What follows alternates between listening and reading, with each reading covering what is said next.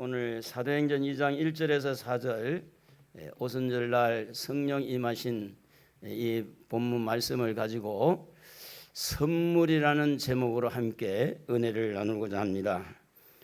어떤 고을에 착한 농부가 한 사람이 있었어요. 그리고 직구전, 좀 이렇게 직구전 농부가 있었는데, 착한 농부가 이렇게 밭을 잘 일구어서 이렇게 무씨를 심었는데 무가 너무 잘 된 겁니다. 그래서 그 무 중에 제일 좋은 아주 최고의 상품을 원님에게 가져가서 이렇게 우리가 농사를 잘 지은 것은 원님 덕입니다. 우리 원님이 이곳에 와서 이렇게 농사를 잘 짓게 되었습니다. 그래서 무를 하나 이렇게 선물을 갖다 드렸답니다. 그랬더니 원님이 기분이 너무 좋아가지고, 아니 내가 여기 와서 이런 착한 농부를 만나다니 너무 마음에 감동을 받아가지고 그 창고에 뭐가 어디 뭐 선물 줄 거 없냐 그랬더니 그 밑에 있는 분이 항소 한 마리가 있습니다. 그래 그럼 항소 한 마리 그 농부에게 주라고. 그래서 농부가 이제 항소 한 마리를 가져왔다는 소문을 이 직구전 농부가 이야기를 듣고 심술이 났어요. 아니 나는 어떻게 이 마음이 괜히 들뜨고 왜 그랬지? 그래서 이 식구전 심술구전 농부가 내가 우리 집에 항소 한 마리가 있는데 이 원님한테 갖다 주면 더 큰 선물을 받을 수 있을 거야. 그래서 이제 항소 한 마리를 이렇게 끌고 갑니다. 끌고 가서 원님에게 드리면서 원님이 옛날에 사또와 같은 사람인데 원님 덕택에 우리 항소도 잘 키우고 이렇게 농사를 잘 짓고 잘 살고 있습니다. 그러니까 이 원님이 너무 또 감동을 받은 거예요. 이 고을에는 왜 이렇게 착한 사람이 많냐고. 지난번에는 무를 가져와서 그랬더니 이번에는 항소까지 가져와서 너무 감동을 받아가지고 밑에 있는 분에게 창고에 뭐 없냐고.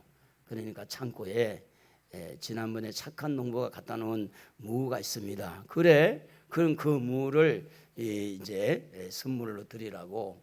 그러니까 이제 심술구전 이 농부는 황소 갖다 바치고 무를 가지고 온 거예요.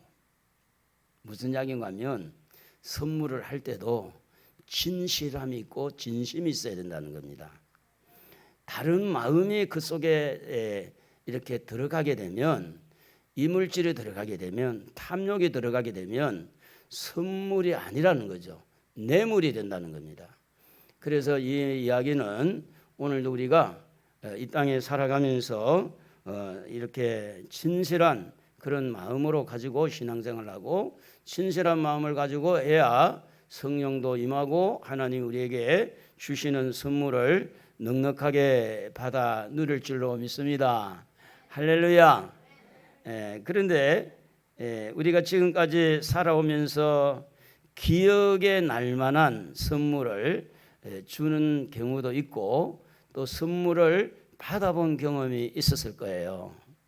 뭐 생일 때라든지 또 연말 크리스마스 성탄절이라든지 또 요즘에는 뭐 빼빼로 데이니 무슨 데이니 이러면서 초콜릿도 주고 이렇게 하면서 선물을 주고 받을 그런 경우가 있는데, 하나님과 성도들 사이에는 어떤 선물이 오고 갔을까 하는 것을 우리가 성경을 통해서 보면은, 하나님으로부터 우리가 받은 선물 중에 첫 번째 선물을 우리가 생각해 보면 하나님이 우리에게 믿음을 선물로 준 겁니다. 믿음을.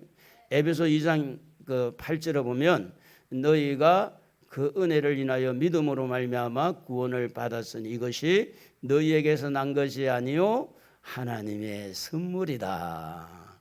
오늘 예수님 믿으십니까? 믿으십니까? 그러면 여러분 선물을 이미 받으신 거예요. 믿음의 선물을 받아서 그 믿음의 선물을 가지고 구원을 이루는 겁니다. 그래서 이 믿음의 선물을 하나님이 성도들에게 주시는 것은 그 성도들로 하여금 그 믿음이 자기에서 나온 것이 아니라 하나님이 주신 믿음인 줄 알고 믿음이 좀 괜찮다고 나는 오랫동안 믿었다고 교만하지 않고 늘 믿음 생활하면서 겸손한 마음으로 하나님을 섬길 수 있도록 믿음은 하나님이 우리에게 주신 선물이다. 그리고 우리 예수님이 우리에게 주신 선물인데 하나님이 주신 선물인데 수가성 여인을 만나가지고 물을 달라 그랬어요. 그럴 때에 이 여인에게 예수님이 요한복음 4장 10절에 보면 하나님의 선물과 또 네게 물 좀 달라 하는 이가 누구인 줄 알았더라면 네가 그에게 구하였을 것이요 그가 생수를 네게 주었으리라. 예수님 자신이 이 땅에 선물로 왔다고 성경은 그렇게 기록하고 있습니다. 하나님의 선물로 이 땅에 오신 예수님이 십자가에 못 박혀 죽으셔서 누구든지 저를 믿는 자마다 죄 용서받고 구원받는 줄로 믿습니다. 오늘 여러분 마음에 선물이신 예수님을 구주로 영접했습니까? 영접했습니까? 그러면 여러분 하나님의 자녀가 된 줄로 믿습니다. 하나님의 자녀가 되어져야 천국에 들어가는 거예요. 그래서 이것은 예수님도 하나님의 선물로 이 땅에 오셨다고 하는 겁니다. 오늘 우리가 읽은 사도행전 2장의 내용에 보면 성령도 하나님의 선물이라고 그랬는데 38절 다 같이 한번 읽어보겠습니다. 베드로가 이르되 너희가 회개하여 각각 예수 그리스도 이름으로 세례를 받고 죄 사함을 받으라. 그리하면 성령의 선물을 받으리니. 그리 되어 있습니다. 성령도 선물이라고 하는 말씀을 하는 거예요. 자, 믿음도 선물입니다. 예수님도 선물입니다. 그럼 아멘 좀 하세요. 인색하게 하지 말고. 믿음도 선물입니다. 예수님도 선물입니다. 성령도 선물입니다. 전도서 3장 3절에 보면 13절에 보면 우리가 낙을 누리는 것도 우리가 하나님으로부터 받은 선물이라 그렇게 말씀을 하고 있습니다. 사람마다 먹고 마시는 것과 수고함으로 낙을 누리는 그것이 하나님의 선물인 줄도 알았도다. 그러므로 우리 예수를 믿고 잘 되어서 낙을 누리는 것, 죄의 죄책감에 빠지지 마시고 낙을 누리고 사시기를 바랍니다. 낙을 누린다는 건 기쁨으로 산다 그런 말이에요. 기쁨으로 항상 기뻐하라. 자, 그러므로 믿음도 하나님이 주신 선물입니다. 예수님도 이 땅에 하나님 보내주신 선물입니다. 성령도 선물입니다. 낙을 누리는 것도 선물입니다. 그런데 이런 선물들이 다 어디서 왔느냐? 위에서 내려온 거예요. 위에서. 땅에서 솟아오른 선물이 하나도 없어요. 전부 다 위에서 시작해서 하나님으로부터 시작해서 내려오는데 야고보서 1장 17절에 보면 온갖 좋은 은사와 온전한 선물이 다 이로부터 빛들의 아버지께로부터 내려오나니 그는 변함도 없으시고 회전하는 그림자도 없으시니라. 모든 하나님이 주신 선물은 하늘에서 내려온 선물이라. 내려온 선물. 오늘 여러분 하나님에게 선물 받으시기 바랍니다. 그 선물을 많이 받으십시오. 그래야 여러분 이 땅에서 낙을 누릴 수 있고 행복하게 살아갈 수가 있는 겁니다. 그래서 오늘은 성령 강림주일인데 이 성령 강림주일 최고의 선물로 오신 성령님이 이렇게 오신 날을 기념하고 기억하고 또 성령의 선물을 받으라고 성령 강림주일을 계속해서 우리가 1년에 한 번씩 행사를 하고 절기를 지키고 있는 겁니다. 그러면 성령의 선물을 제일 처음에 최초의 선물을 받은 제자들 있잖아요. 제자들이요. 제자들이 제일 첫 번째 선물을 받았으니까 이 제자들이 성령을 선물로 받을 때 그들의 어떤 그런 상태, 그 제자들이 선물을 받기 위해서 어떠한 자세를 갖추고 있었을까? 오늘 2장 1절에 보니까 오순절 날이 이미 이름에 그들이 다 같이 한 곳에 모였더니 그들이 연합해서 다 같이 연합해서 한 곳에 마가다락방에 한 곳에 모였더니 이렇게 말합니다. 자, 예수님은 부활하셨고 성천하셨고 예수님이 십자가에 죽는 모습을 보고 예수님을 향한 그런 애절한 마음, 섭섭한 마음, 예수님을 보고 싶어하는 마음, 그런 허전한 마음, 슬픔의 마음을 가지고 있는 이 예수님의 제자들이 예루살렘에 있는 마가 다락방에 다 한 곳에 모이는 거, 모이는 그곳에 성령의 선물이 내린 거예요. 그러니까 모이지 아니하면 성령을 받기가 어렵다는 거예요. 모이지 않는 곳에 성령이 임할 수가 없다, 선물을 줄 수가 없다는 겁니다. 그래서 예수님의 제자들의 마음이 허전한 것을, 슬픈 것을, 그리고 지금까지 예수님과 정들었고 예수님에 대한 많은 생각을 하게 되어지는데, 그런 마음을 가지고 마치 아파트 살다가 빌라로 내려앉는 사람들의 마음이 약간 좀 여러분 이해가 될 겁니다.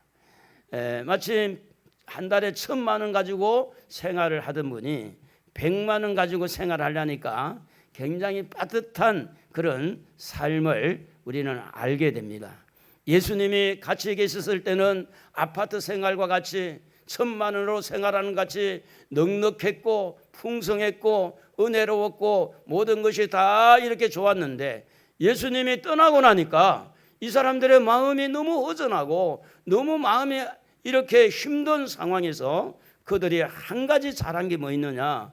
함께 뭉쳤다고 하는 겁니다. 함께 모였다고 하는 겁니다.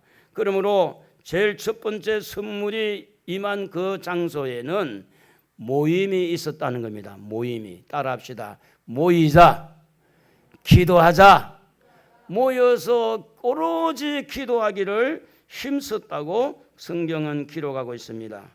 자, 그 이유는 왜 이들이 마음이 안정이 잘 되지 않고 허전하고 슬프고 이런 마음을 가지고 그들이 왜 이렇게 모이게 되어졌느냐? 거기에는 예수님이 약속하신 그 말씀을 부여잡고 모일 수가 있었다고 하는 겁니다. 사도행전 1장 5절에 요한은 물로 세례를 베풀었으나 너희는 몇 날이 못되어 성령으로 세례를 받으리라 하셨느니라. 성령 받기 위해서 모였다, 이런 말로 표현이 되는 거예요. 그냥 모인 게 아닙니다. 서로 위로하기 위해서 모인다, 이런 이야기가 아니에요. 이들의 마음의 집중은 예수님의 말씀을 부여잡고 예수님의 말씀에 약속하신 그 성령 세례를 받기 위해서, 성령의 능력을 받기 위해서 그들은 모였다고 하는 겁니다. 목적이 분명했다는 겁니다. 그러므로 그들이 이 예루살렘 마가다락방에 모일 때에 그들의 마음은 어디에다가 집중을 했느냐가 중요한 겁니다. 오늘 여러분의 지금의 마음, 여러분이 가지고 있는 여러분의 마음, 여러분의 마음이 어디를 집중하는가, 그거는 여러분이 알고 있잖아요. 무엇에 집중하고 있는지, 여러분 지금 살아가면서 여러분의 마음이 어디에다가 집중하고 있는지 여러분은 여러분 자신을 너무나 잘 알고 있지 않습니까? 오늘 이 예루살렘에 120명 되는 제자들의 마음은 한결같이 한 곳에 모여서 성령 받기를 위해서 하나님 예수님의 말씀을 부여잡고 그들은 한 곳에 이렇게 집중하는 모습을 우리에게 보여주고 있습니다. 오늘 여러분 고민하고 있는 게 많잖아요. 슬프고 걱정하기 많잖아요. 성령을 선물로 받아보내면요, 해결이 다 됩니다. 희한하게 해결이 돼요. 우리 생각, 상상을 초월할 정도로 해결이 되어지는 거죠. 그래서 이들이 그 모이는 그 성격, 모이는 그 모습을 보면서 이들의 계획을 가지고 모인 게 아니에요. 자기의 계획을 가지고 모인 게 아니라 예수님의 계획에 맞추어서 모였다고 하는 겁니다. 그러므로 우리가 우리의 계획을 가지고 우리의 어떤 작전을 가지고 우리가 어떻게 해야 되는 꿈을 가지고 우리 힘으로 할 때는 굉장히 힘들고 어려울 수가 있어요. 그러나 예수님이 계획하고 예수님이 꿈을 주고 예수님이 해놓은 거기에 가게 되면 그 길은 굉장히 쉬울 수가 있습니다. 마치 우리가 이 강물이 흘러내려갈 때 물을 타고 흘러내려가는 것은 굉장히 쉬워요. 그러나 그 물을 타고 이렇게 물살을 타고 올라가는 것은 굉장히 어렵습니다. 너무너무 힘든 거예요. 인생살이가 그렇습니다. 내가 이렇게 잘 살아야지 안 하는 사람이 어디 있습니까? 부자가 돼야지. 누가 가난하고 싶은 사람 세상에 어디 있어요? 건강해야지. 여러분 다 건강하기를 원하잖아요. 행복해야지. 모두가 다 행복해야지. 그런데 문제가 하나가 달라요. 모든 사람들이 자기 계획, 자기 주관, 자기 생각을 가지고 행복해야지, 잘 살아야지, 부자가 돼야 되지 하는 것과 하나님의 계획에 맞추어서 건강하고 행복하고 잘 되기를 원하는 사람은 생각이, 가치관이 다른 거예요. 제자들은 자기들의 계획을 가지고 모인 게 아닙니다. 예수님의 약속의 말씀에 의지해서 마침 베드로가 말씀에 의지하여 그물을 내리는 것처럼 그분의 말씀을 부여잡고 그분의 계획하에서 그분의 인도를 받는 모습을 우리에게 보여주고 있습니다. 중풍병자에게 예수님이 하시는 말씀이 네 자리를 들고 가라 할 때 그것은 주님이 말씀한 대로 들고 일어나니까 병이 낫는 것처럼 모든 사람이요, 우리가 생각이 많고 계획이 많지만 너무 그렇게 복잡하게 생각하지 말고 오늘 여러분 성령 받아버리면 말씀이 여러분을 지배할 줄로 믿습니다. 말씀 붙들어야 돼요. 결국은 말씀이 여러분을 살리는 겁니다. 여러분의 감정, 여러분의 상처, 이런 악한 것들이 여러분을 계속해서 괴롭힐 때 말씀이 딱 들어가잖아요. 말씀이. 그래서 제가 이제 우리 예전에 그 사모님, 그때 전도사님 사모님이었는데 은사 집회를 하고 나서 이제 혼선이 왔어요. 오락가락해서 쉽게 말하면 세상 사람들이만 미치게 된 거예요. 실성하게 된 거예요. 그래서 이제 너무너무 이 정신이 안 차려지니까 온 팔뚝에 상처가 날 정도로 떠도 이렇게 물고 해도 정신이 안 드니까. 그래가지고 이제 교회 와서 기도받고 나면 괜찮은데 집에 가면 또 도지고, 목사님한테 안수기도 받고 나면 괜찮은데 집에 가면 도지고. 그 남편이 그랬대요. 그 사택에 가 살아라. 집에 오지 말고 사택에 가 살아라. 근데 마지막에 이제 와서 사택에서 기도를 받는데 예수님은 빛입니다. 말씀을 넣은 거 제가. 빛입니다 할 때 이 사모님이 나중에 간증을 하는데 자기가 깜깜한 동굴에 갇혀 있을 때 목사님이 예수님은 빛입니다 하는 그 빛이라는 말씀이 딱 들어오는 순간에 그 동굴 바깥에서 환한 빛이 밝으면서 그 빛을 쭉 따라 나왔더니 깨끗하게 치료가 된 거예요. 여러분 보세요. 여러분 때로는 은사를 받고 성령이 임할 때도 악한 영이 또 이렇게 괴롭히는데 우리가 뭐가 충만해야 우리가 악한 영을 이기고 우리가 이렇게 바로 살 수 있느냐? 하나님의 말씀입니다. 성령 충만은요, 어떤 면에 보면 말씀 충만이 되는 겁니다. 그러므로 우리 교회에 모여서 말씀을 들을 때 그 말씀을 귀하게 여겨야 돼요. 할렐루야. 말씀을요 졸지 말고 말씀을 잘 들어야 돼요. 그리고 잊어먹지 말고 말씀을 잘 듣고 그걸 마음판에 새기고, 그래서 교회는요 그 말씀을 붙들고 기도하여서 성령이 선물로, 믿음이 선물로, 예수님이 선물로 또 이렇게 좋은 그런 은사와 좋은 은혜가 낙을 누리도록 이런 좋은 선물들이 주렁주렁 말씀 붙들고 기도하다가 그런 은혜를 받아서 행복하게 사는 거예요. 할렐루야. 그렇게 해야 돼요. 속상하잖아요. 때로는 일이 좀 안 풀리니까 속상하죠. 마음은 급하죠. 빨리 어떻게 좀 해결이 됐으면 좋겠고, 빨리 어떻게 좀 여러분 인간의 머리로 아무리 굴리고 밤새도록 고민해도 해결이 안 되는 건데 그것은 하나님 의지하라는 신호입니다. 기도하라고 하는 신호예요. 밤을 설치고 잠을 자지 못할 때 무슨 이야기입니까? 기도하라는 신호인 거예요. 그 말은 기도하면 성령이 임하고 성령이 임하면 해결이 다 되니까. 그래서 이 말씀이 이루어지는 현장이 되기를 위해서 그들은 모였어요. 누구의 말씀이? 예수님의 말씀이. 몇 날이 되지 않으면 성령 세례를 받을 것이다. 그래서 마태복음 21장 13절에 보면 이 말씀이 이루어지는 현장이 되기 위해서 내 집은 만민의 기도하는 집이다. 내 집은 기도하는 집이라고 일컬음을 받으리라. 성도는요, 기도해야 돼요. 기도하지 아니하면 안 돼요. 기도의 영이 모자라면 삶이 버벅거립니다. 삶이 잘 돼도 그게 더 큰 문제예요. 기도 없이 사업이 잘 된다는 것은 엄청 문제를 많이 일으키게 돼 있습니다. 교만하거나 믿음이 떨어지거나 완전히 세상 길로 가거나.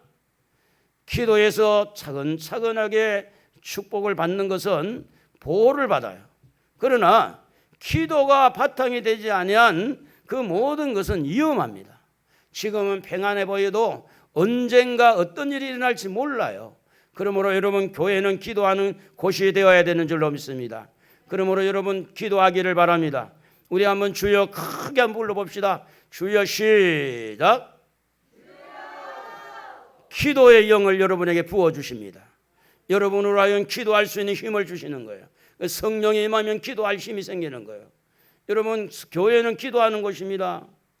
그래서 좋은 교회는 잘 모이는 교회이지만, 모여서 그냥 예를 들어 식당에 와서 누구누구 이야기하고 예배 다 시작하고 중간에 들어오고 언제 기도합니까?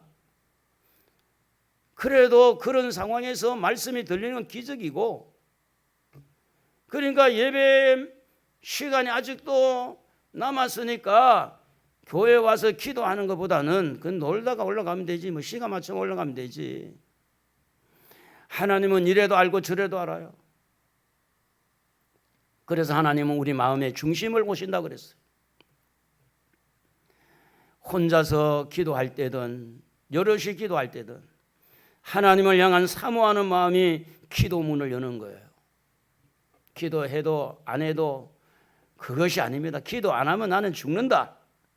그래서 성경은 이렇게 말합니다. 마지막 때에 히브리서 10장 25절 다 같이 한번 읽어보겠습니다. 모이기를 패하는 어떤 사람들의 습관과 같이 하지 말고 오직 권하여 그날이 가까움을 볼수록 더욱 그리하자. 모여야 돼요. 아멘도 안 하는 거 봐. 정말 모여야 돼요. 모여서 뭐 해야 돼요? 기도해야 돼요. 우리 학생 청년들이 어제 이제 제가 모처럼 내려와서 같이 이제 안수기도 하고 이제 그랬는데, 이 아이들이 여러분 지금 이렇게 이 예배를 참석하는 것이 그냥 되는 게 아니에요. 여러분 자녀들 키워보세요. 예배 들으러 가자. 애들이 말 잘 들어요? 잘 듣겠냐고. 천만에. 성령이 역사하고 악한 것들이 내쫓기고 뭔가 이들에게 뭔가가 있어야 이렇게 모이는 거예요. 이들이. 여러분 모여서 기도하고 기도해서 능력 받고 성령 충만 받고 이런 미래가 촉망이 되는 우리 학생 청년들은 앞으로 하나님이 크게 쓸 거예요. 지금 기도하고 능력 받으면 얼마든지 그렇게 됩니다. 그래서 모이기를 패하는 어떤 사람하고 가지 말고 모이기를 패하는 그런 습관 따라가면 망합니다. 죽습니다. 영이 죽어요. 나는 이 정도면 됐다라고 생각하는 교만입니다. 선줄로 생각하는 사람은 넘어질까 조심하라. 넘어질까.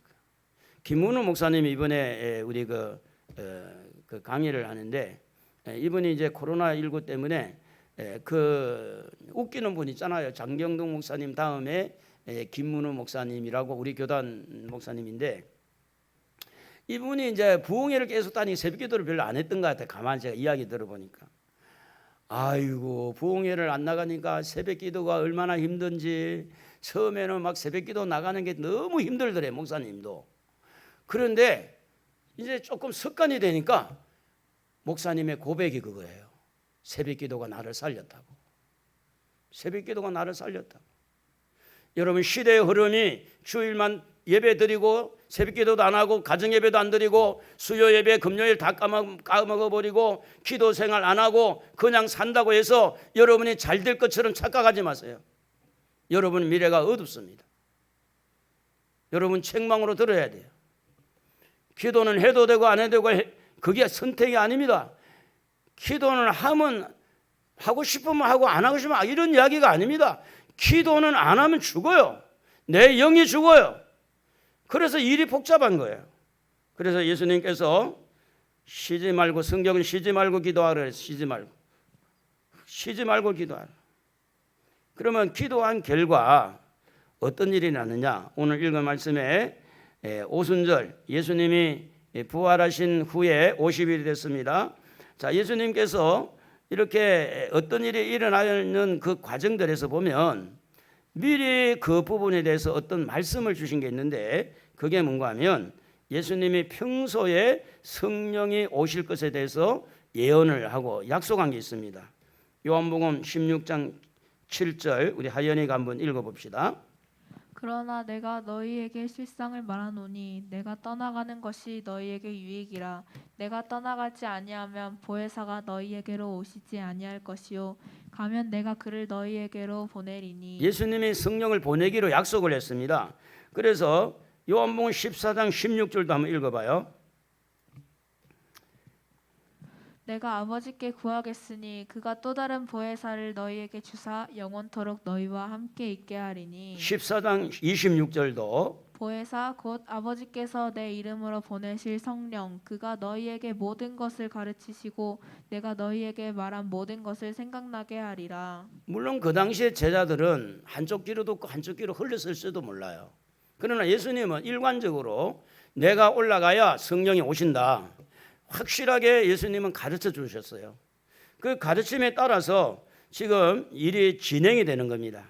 제가 이제 우리 금요일도 우리 권사님들하고 모여서 하나님 제발 비 좀 주세요. 비 좀 내리게 간절하게 우리가 기도했죠. 근데 아침에 후닥닥 좀 오더니 아직도 안 오네 많이. 내일 많이 줄란가 모르겠는데 기도해야 돼요 여러분. 농촌은 지금 다 죽어갑니다. 지금 농촌은. 모내기도 못하고 우리가 성령님이 그냥 이렇게 갑자기 오신 게 아니고 예수님이 이렇게 약속한 것에 대해서 이 약속한 부분에 따라서 성령이 오셨다고 하는 것을 오늘 말씀을 통해서 볼 수가 있습니다. 그러면 성령이 임할 때에 어떤 모습으로 임했느냐? 두 가지죠. 하나는 바람같이 임했다 그랬습니다. 또 하나는 불같이 임했다 그랬어요. 사도행전 2장 2절 같이 한번 읽어봅니다. 호련히 하늘로부터 급하고 강한 바람 같은 소리가 있어 그들이 온 집에 가득하며. 여러분 바람 같다 그랬습니다. 바람은 눈에 안 보여요. 그러나 살랑살랑 이렇게 흔들리는 거 보면 바람이 있을까요 없을까요? 있다는 거예요. 성령이 그렇다는 겁니다. 이렇게 흔들면 바람이 후 하고 불면 나무가지가 흔들리는 걸 보면서 바람이 세다, 시원하다 우리가 이제 느끼잖아요. 성령이 임할 때 느끼도록 오셨다. 느끼도록. 그러면 이 바람은 뭘 하느냐? 바람은 살리는 일을 해요. 이 세상에 바람이 없으면 다 죽어요. 여러분 호흡을 안 하면 죽잖아요. 그래서 이 바람은 사람을 살리는데 살았다고 사는 것이 아니라 영이 죽은 사람은 영을 살리고 세상에 심취되어 있는 사람은 세상의 것을 끊어버리고 주님 앞에 돌아오게 만들고 죄 가운데 빠져있는 사람은 회개의 영을 부어주고 회개하도록 책망해주고 그래서 죄에 대하여 의에 대하여 심판에 대하여 이 성령께서 바람같이 들어와서 책망해주고 깨닫게 해주고 감동해주면서 그 사람의 심령을 살리는 일을 하는데 그게 바로 바람 같은 성령이라 이렇게 말씀합니다. 그래서 바람이 눈에 보이지 않지만 확실하게 바람이 있습니다. 있습니까? 바람 있어요? 성령도 그래요. 성령 눈에 안 보이지만 확실하게 있어요. 귀신이 쫓겨나는 거 보면 알잖아요. 여러분 무당하고 안 만나서 해보세요. 무당하고. 무당 안에 있는 귀신이 얼마나 벌벌 떠는 거. 예? 만약에 무당 안에 귀신이 여러분 보고 안 떨면 여러분이 문제예요. 무당을 만났는데 무당이 나를 보고 너는 교회 가짜로 다니네 이러면 그거 큰일이잖아요. 예? 너 믿는다고 하지 너 가짜네. 귀신 같이 한다 그러죠. 근데 무당 안에 있는 귀신이 우리를 알아봐요. 벌벌 떨어요. 왜요? 우리 안에 성령이 계시고 예수님이 계시기 때문에 그렇습니다. 자, 그래서 바람은 살리는 일을 하는데 그러면 그 살릴 때에 뭘로 살리느냐? 하나님의 말씀입니다. 자, 우리 다 같이 요한복음 6장 63절 다 외우면 좋겠네요. 살리는 것은 영이니 육은 무익하니라. 내가 너희에게 이런 말은 영이요 생명이라. 자, 여러분 살리는 것은 영이 살려요.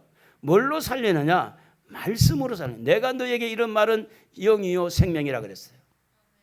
여러분 살아나기를 원하십니까? 살았다고 하지만 사대교회처럼 죽은 자가 많아요. 살아있다고 말은 떵떵거리는데 심령은 죽어 있어요. 기도의 영은 죽어 있어요. 복음을 전하는 영은 죽어 있어요. 말씀에 순종하는 건 죽어 있어요. 죽은 자가 살았다고 큰 소리 빵빵 치는데 하나님이 볼 때 죽어 있는 거예요. 꿈도 없고 비전도 없고. 오늘 여러분이 살아나기를 원한다면 아멘 해보십시오. 아멘. 살아나기를 원하십니까? 심령이 살아나기를 원하십니까? 기도가 살아나기를 원하십니까? 여러분 하는 일이 잘 되기를 원하십니까? 그 살아나야 돼요. 심령이 살아나야 돼. 심령이 죽어 있으면 아무것도 못하는 거예요. 그 심령이 뭘로 사느냐? 여기 살리는 것은 영이니 육은 무익하니라. 내가 너희에게 이런 말은 영이요 생명이라. 말이 예수님 말이 성령을 통해서 내 속에 꽂힐 때 내 심령이 살아난다. 내 심령이.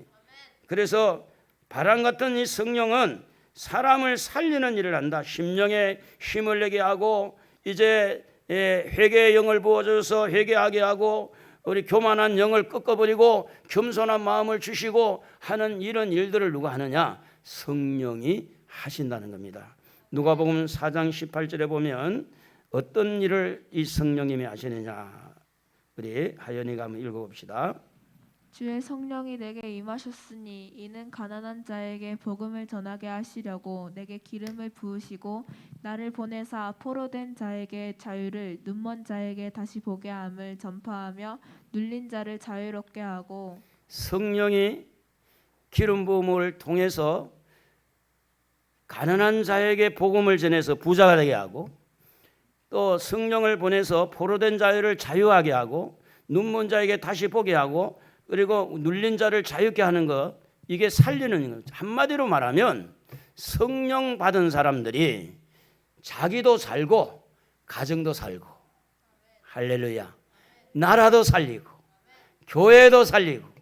성령 받아야 돼요? 안 받아야 돼요? 받아야 돼요. 무조건 받아야 돼요. 여러분 가정 살리기를 바랍니다. 여러분 심령도 살고 가정도 살리고 여러분 친구들도 살리고. 살리는 사람이 낫지 죽이는 사람보다 살리는 사람 낫잖아요. 사람을 죽이지 않으려면 내가 살아야 돼요. 내가 살지 않고는 다른 사람 살릴 수가 없는 겁니다. 김은혜라는 사람이 여러분 재판을 받고 있는 이 중에 있잖아요. 그런데 중학교 때부터 어릴 때부터 남자를 이용해가지고 돈벌이를 하고 결혼 생활해가지고 같이 생활을 안 하고 딴 남자하고 있고 그러면서 남자를 이렇게 계속 죽이고 말이지. 지금 재판 중에 있는데 어릴 때에 복음을 받았다면, 어릴 때에 예수를 믿고 그 심령이 살았다면, 그 가평에 가서 다른 사람은 다 떠나가고 자기들끼리 있을 때 그 남자들 둘이 저 올라가서 다이빙을 하는데 다이빙을 자기 남편은 수영할지 모르니까 뭐 안 한다 그랬더니 그러면 내가 지금 생리 중인데 내가 올라가 뛰어내린다고. 그래가지고 분위기를 만들어가지고 남자로 하여금 그 뛰어내리게 해서 안 건져주고 그냥 수영도 못하는 사람 그래 죽였잖아요. 사람을요 살리지 아니하면 사람을 죽여요. 여러분도요 살아나야 돼요. 사람 살려 나는 괜찮다 그러지 말고 내가 살아야 다른 사람을 살릴 수가 있는 거예요. 내가 죽어 있잖아요. 다른 사람에게 다치게 하는 거예요.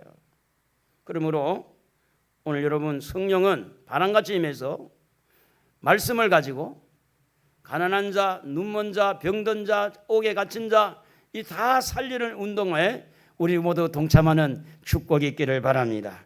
요한복음 16장 13절 한번 읽어봐요. 여기도 같은 말이 나옵니다. 그러나 진리의 성령이 오시면 그가 너희를 모든 진리 가운데로 인도하시리니 그가 스스로 말하지 않고 오직 들은 것을 말하며 장래 일을 너희에게 알리시리라. 성령이 하시는 일이 딱 이렇게 딱 정해져 있는데 항상 진리의 말씀을 가지고 진리 가운데로 인도해서 살린다는 거예요. 거짓으로 살리는 게 아니고 아까 그 농부 이야기한 것처럼 심술구전 농부처럼 하는 게 아니고 이 진리, 진실을 가지고 살린 진리를 가지고. 그래서 항상 성령님은 진리 가운데로 인도하지만 악한 것은 항상 거짓으로 인도하는 거예요. 오늘 여러분 안에는 성령도 역사하고 악한 영도 역사합니다. 때로는 악한 영에게 잡혀서 거짓으로 가고 때로는 성령에게 잡혀서 진실 쪽으로 가고 살리는 것을 어떻게 살리느냐? 진리 쪽에 붙들려야 돼요. 진리가 여러분을 자유케 하는 거예요. 그래서 예수님이 진리입니다. 말씀이 진리입니다. 성령이 진리입니다. 하나님은 진리입니다. 오늘 여러분도 진리의 자녀가 됐고 진리의 사람인 줄로 믿습니다. 그래서 여러분을 보고 빛이라 그러고 소금이라 그런 것은 오늘 여러분을 통해서 여러분 주변 사람들을 살리기 위해서 성령을 여러분에게 주시기로 바람 같은 성령이 여러분에게 임해서 여러분의 가족들 살리고 여러분 친구들을 살리고 살리기 위해서 성령을 보내주신 겁니다. 성령이 임할 때 두 번째는 불같이 임했다 그랬어요. 여러분 대부분 성도들이 복음을 놓고 복음을 전할 것인가 안 전할 것인가 고민을 많이 합니다. 전도지가 저기 있고 또 마스크가 있고 소금 전도지가 있는데 오늘도 예배 마치면 가져갈까 말까 또 가져갔더라도 해볼까 안 해볼까 막 이런 수 있어요. 그래서 이 복음을 전해야 되겠다고 생각만 하고 있는 사람이 있어요. 복음을 전하려고 하니까 내가 부족해서 나는 복음을 전할 수 없다라고 생각하는 사람이 있어요. 그리고 이제 이 복음을 전할까 말까 결정을 하지 못하고 미지근한 사람이 있어요. 그런데 불같은 성령이 임하면 미지근한 사람이 없어요. 할까 말까가 아니에요. 성령의 불이 임하면 그냥 복음을 들고 나가서 예수 믿으세요. 예수 믿어야 됩니다. 그래서 성령의 불은 뭘 하느냐? 능력. 성령은 사역을 하도록 복음을 전하는데 일꾼이 되도록 복음의 말을 할 수 있도록 용기를 내서 예수를 전할 수 있는 이 일을 할 수 있도록 불같은 성령이 임한다는 겁니다. 그러므로 성령의 불이 임하면요, 우리가 아는 대로 그렇잖아요. 불이 타면 거기에 남는 것은 쇳덩어리나 검부치만 남지 다 타고 없어지잖아요. 성령의 불이 임하면 분명해진다는 겁니다. 확실해진다는 겁니다. 어중간한 그런 게 없어요. 이것이냐 저것이냐 이런 게 없어요. 우리가 흔히 이럴 때 뭐 아니면 돌아오 이런 이야기도 하지만 성령의 불이 임하면 하나님 편에 서는 거예요. 세상 편에 양다리 걸치지 않습니다. 세상이 안 좋아요. 성령의 불을 받아버리면 세상과 나는 강고 듣고 천국만 바라고 예수님이 좋은 걸 그 좋은 걸 어떻게 진짜 좋은데 성령을 받으면 불같은 성령이 임하면 미직지근한 사람도 뜨겁게 만들고 결정 못하는 그 마음도 결정하도록 만들고 세상에 어떤 그런 유혹과 이런 시험들이 올 때도 성령의 불이 임하면 딱 끊어버리고 확실하게 만드는 그런 일들을 성령의 불이 불같은 성령이 오셔서 일을 한다는 겁니다. 그러므로 여러분 나는 왜 그런가? 나는 왜 이렇게 못한가? 나는 이렇게 왜 그렇지? 그것이 문제가 아니라 그렇기 때문에 기도해서 성령 받으라 그 말입니다. 성령을 받아버리면 그 문제는 고민이 아니에요. 성령의 불이 임하면 그게 고민거리가 아니고 걱정거리가 아니고 시험거리가 아닌데 기도는 안 하고 머리로만 생각하고 왜 그래 그래서 하나님 힘을 주세요. 기도할 힘 주세요. 기도도 안 하면서 전도할 힘을 주세요. 전도도 안 하면서 성경 읽을 수 있도록 도와주세요. 성경도 안 읽으면서 그게 깜짝 속아 있는 거예요. 이들이 그냥 모이는 것이 말로 모인 겁니까? 이들이 제자들이 기도할 때 기도하는 그 모습이 그냥 말로만 기도한 거예요? 몸으로 기도한 거예요. 정성으로 기도한 거예요. 실제 몸이 모였어요. 어제도 우리 학생 청년들이 지금 6, 7명인가 여튼 그런데 전부 다 악한 것들이 떠나가고 하나님의 그 어떤 역사를 우리가 보게 되는데 이렇게 모이지 아니하면 기도하지 아니하면 그런 걸 어떻게 어디서 보게 될 거예요? 기도하니까 그 역사가 일어나고 모이니까 그렇게 되는 거지. 그러므로 사랑하는 성도 여러분, 지금 여러분이 마음이 갈팡질팡한 거 있잖아요. 이것이냐 저것이냐 결정하지 못한 거 있잖아요. 내가 지금 내 인생을 어디에다 목표를 가지고 내가 목숨까지 여기에 걸 수 있는 그런 것들이 잘 안 되는 경우가 왜 그러냐면 성령의 불을 받지 않았어요. 성령의 불을 받아버리면 달라져요. 달라진다니까. 제 잘 아는 목사님이 은퇴하면 뉴질랜드로 가서 노후를 보내겠다고 말씀을 하시더라고. 근데 그것도 지금 말만 그렇게 될 수 있을 거예요. 또 우리 하나은행 기업은행 지점장은 목사님 은퇴하면 불가리아 선교지에 가서 선교할 겁니다. 또 말이 또 나중에 좀 달라지더라고. 내가 가만 보니까 우리 처남하고도 이제 언제 한번 이야기가 됐더니 태국에 가도 살만하다고. 여러분 노후를 어떻게 보낼 것인가? 그것도 너무 그렇게 생각 많이 할 필요 없어요. 성령의 불을 받아버리면 돼. 성령의 불을 받아버리면 결정 다 나는 거야. 주를 위해서, 복음을 위해서. 정말입니다. 성령의 불을 받지 아니하니까 머리가 자꾸 잔머리가 굴러지는 거예요. 어떻게 하면 편할까? 어떻게 하면 낙을 누릴까?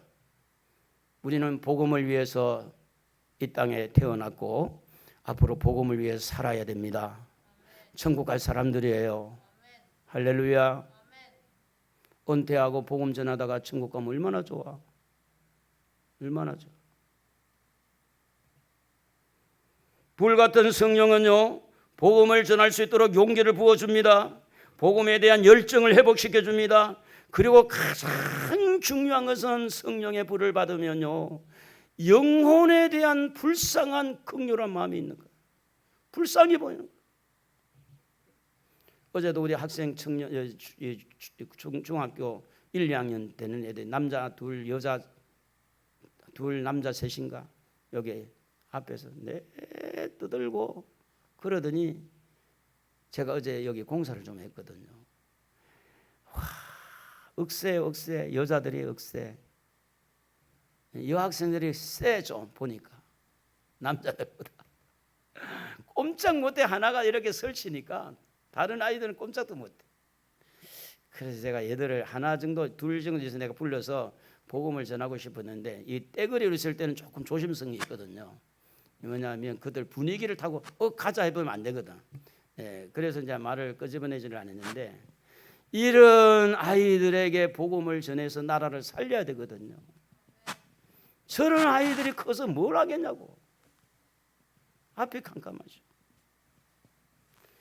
그런데 저 영혼들이 불쌍히 여기는 마음이 어디서 오느냐? 성령의 불을 받으면. 자, 이 불쌍히 여기는 마음, 긍휼히 여기는 마음, 여기에서 선교사가 나와요. 여기에서 목사가 나와요. 여기에서 복음을 전하는 이런 사들이 그 성령의 불을 받고 사람들을 볼 때 그냥 사람으로 보이지 않는 거야. 지옥불에 떨어지고 있는 그 영혼을 볼 때 눈물을 흘리지 아니할 수가 없고 지금 나한테 대들고 욕을 하고 그렇게 악을 쓰고 있는 사람도 그 사람의 영적 상태를 볼 때 너무 불쌍해 보이니까 그들을 위해서 기도하지 아니할 수가 없고 그래서 여기에서 모든 주님의 제자들이 긍휼히 여기는 눈을 가지고 있는 사람들에게서 주님의 제자들이 나오게 되고 헌신자가 나오게 되고 그 주님을 사랑하는 자들이 거기서 나오는데 성령의 불을 받아야 됩니다. 무조건 받아야 됩니다. 그래야 우리 눈이 긍휼의 눈으로 바뀝니다. 불쌍히 여기는 마음이 생기는 거예요. 불쌍히 여겨 주소서. 여러분 살아보면 그렇지 않습니까? 법보다도요 불쌍히 여기면 해결이 다 되는 거예요. 네가 잘났니 내가 잘났니 불쌍히 여기면요 끝이에요. 끝. 누가 잘못했는데 그게 문제가 아니라 불쌍히 여기는 어머니의 마음은 불쌍히 여기는 아비의 마음은 자녀들을 향해서 어떤 감정이 없잖아요. 왜 그래요? 긍휼히 여기는 마음이 있기 때문에 그렇습니다. 그러므로 영혼을 불쌍히 여기는 그 마음을 누가 주느냐? 성령님이 주시는 겁니다. 여러분 바람을 피우는 남자든 요즘에는 여자가 바람을 많이 피운다고 그러는데 바람을 피우는 그 사람도 어떤 면에 보면 희생자예요.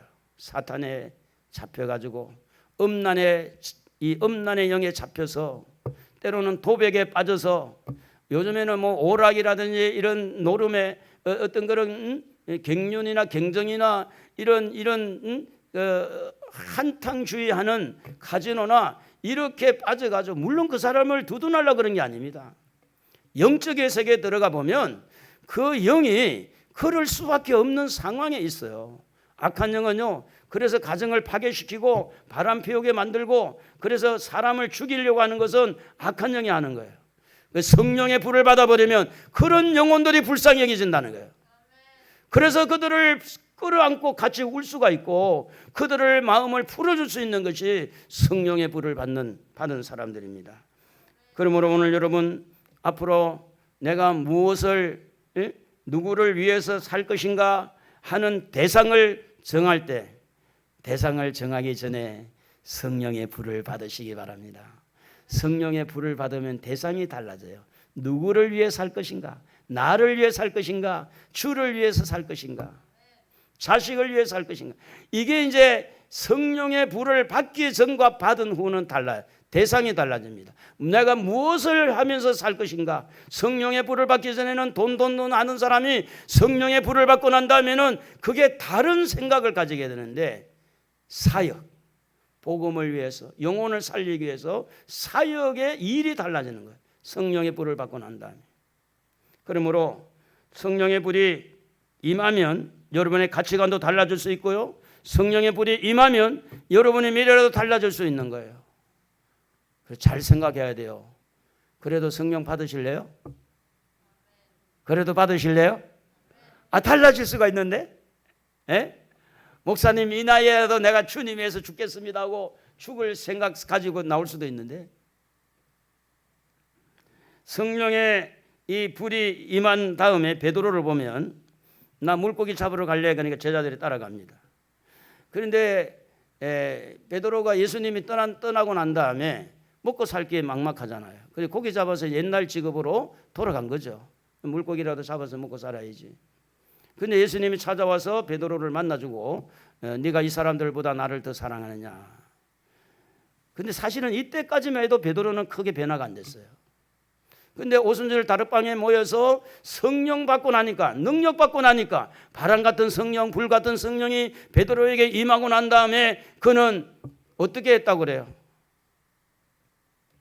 다시 예루살렘에 올라가서 거꾸로 못 박힐 정도로 주를 위해서 죽을 수 있는 그런 사람이 된 거예요.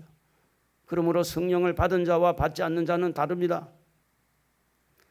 그래서 성령이 임한 그 현장에 나타나는 현상들이 잘 알 수 있도록 현장이 어떻게 일어났느냐. 사도행전 2장 4절 우리 하연이가 한번 읽어봅시다. 그들이 다 성령의 충만함을 받고 성령이 말하게 하심을 따라 다른 언어들로 말하기를 시작하니라. 성령의 충만과 성령 세례가 같은 의미로 쓰여지고 있는 걸 우리는 여기서 발견하게 돼요. 성령 세례가 성령 충만과 교차해서 사용되는 걸 보게 되고 성령의 말하게 하심에 따라 이 방언을 말합니다.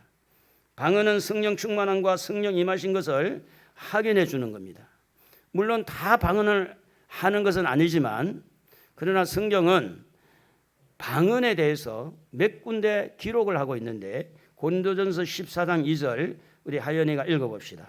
방언을 말하는 자는 사람에게 하지 아니하고 하나님께 하나니 이는 알아듣는 자가 없고 영으로 비밀을 말함이라. 방언은 하나님에게 하는 거예요. 비밀을 말하는 거예요. 14장 4절도 한번 읽어봐. 방언을 말하는 자는 자기의 덕을 세우고 예언하는 자는 교회의 덕을 세우나니. 방언을 하는 사람은 자기에게 굉장히 유익이 있다는 거예요. 방언 기도를 하면 1시간 기도해도 그렇게 길다 느껴지지 않아요. 몇 시간을 해도 할 수 있어요. 방언 기도는 그냥 하는 것보다 기도의 양을 많이 채울 수가 있습니다. 14장 39절 한번 읽어봅시다. 그런즉 내 형제들아 예언하기를 사모하며 방언 말하기를 금하지 말라. 방언 말하는 것을 금해를 금하지 말래요? 금하지 말라고. 오, 권사님 방언하지 마세요. 그거 안 됩니다. 그거 큰일 납니다. 성경을 믿어야 돼. 성경을. 우리 교회는 방언하면 안 됩니다. 그게 아니라 성경을 믿어요. 어느 신학교 나왔으면 이게 중요한 게 아니고 성경 말씀이 최고예요. 할렐루야. 교당과 교파와 어떤 목사님과 어떤 경우도 성경 위에 올라갈 수가 없어요. 가장 위에 있는 성경입니다. 그러므로 여러분 방언하기를 사모하기를 바랍니다. 성령이 임한 흔적, 현상은 방언을 통해서 많이 보여졌다고 하는 거예요. 방언을 말함으로써 성령이 내게 임했다는 것을 증명하는 것과 같은 거예요. 그래 방언하기를 사모하고 방언은 유익하다. 나는 방언해야 되겠다. 방언을 내가 방언으로 기도하자. 내가 방언으로 기도하면 영어로 기도하기 때문에 하나님에게 기도하는 것이다. 그래서 이 방언하는 것을 금하지 말라. 방언하는 것을 자꾸 귀찮아하지 말고 방언을 자꾸 사용을 하고 또 방언을 계속해서 방언이 모든 사람들에게 방언이 전달될 수 있도록. 왜 그러냐면 방언보다 더 중요한 것은 성령이 내게 임했다. 그것이 더 중요하다는 거예요. 성령이 임했다. 그래서 가장 중요한 포인트 하나를 여러분에게 말씀을 드리고 마치겠는데 이들이 이렇게 모여서 성령 받게 되는 가장 원동력은 어디서 왔느냐? 주님이 그들을 긍휼히 여긴 것처럼 그들 또한 주님을 긍휼히 여기는 마음을 가지고 모였고 기도한 겁니다. 주님이 십자가에 죽으신 것, 그리고 부활하시고 성천하신 것, 주님이 보고 싶어요. 주님이 그립습니다. 주님에 대한 긍휼한 마음이 자기들끼리 더 모이는 거예요. 우리가 주님을 향한 마음, 자식이 부모를 향한 마음에 긍휼함이 있다면 효자, 효녀가 안 될 사람이 아무도 없습니다. 긍휼함입니다. 대통령의 백성들을 긍휼히 여기면 정치를 잘할 수가 있어요. 오늘 여러분 눈에 목사도 좀 불쌍해 보이고 긍휼히 여겨야 돼요. 아멘도 안 한 거 보니까 아닌가 봐요. 서로 그렇게 삽시다. 불쌍히 여겨 주소서. 나만 불쌍히 여기달 그러지 말고 나도 좀 불쌍히 여기면 살자 그 말이에요. 나도 주님도 우리를 불쌍히 여기고 나도 주님을 불쌍히 좀 이렇게 하신 것에 불쌍히 좀 여기고 목사도 좀 불쌍히 여기고 여러분 속 썩이는 자식들도 불쌍히 여기고 불쌍히 여기는 그 마음이 모이게 하고 기도하게 하고 그래서 성령이 임하게 했다고 하는 겁니다. 그러므로 모이는 힘이 어디서 나왔느냐? 긍휼의 은혜를 받고 긍휼히 여기는 마음에서 왔다고 시작을 했다고 이렇게 묵상을 할 수가 있어요. 그래서 성경은 시편 103편 13절에 보면 아버지가 자식을 긍휼히 여긴 같이 여호와께서는 자기를 경외하는 자를 긍휼히 여기시나니. 할렐루야. 하나님은 여러분 불쌍히 여기십니다. 그 불쌍히 여기시는 그 하나님의 마음을 여러분도 좀 표현하시기 바랍니다. 나 같은 자를 이렇게 불쌍히 여기는구나. 그래서 마태복음 5장 7절에 긍휼히 여기는 자는 긍휼히 여김을 받을 것이다. 이렇게 말합니다. 늙어가는 부모를 보고 긍휼히 여기는 마음, 불쌍히 여기는 마음. 우리 아빠가, 우리 엄마가 젊었을 때는 안 그랬는데 이제 나이가 들어서 저러나 보다. 노인네 냄새 나는 거, 할아버지 냄새 나는 거. 늙었다는 증거죠. 오늘 저와 여러분이 성령 강림주를 맞이해서 모두가 다 바람 같은 성령, 불 같은 성령이 임해서 사람을 살리고 또 여러분 좀 힘있게 살아가는 그런 은혜가 있기를 주의 이름으로 축복합니다.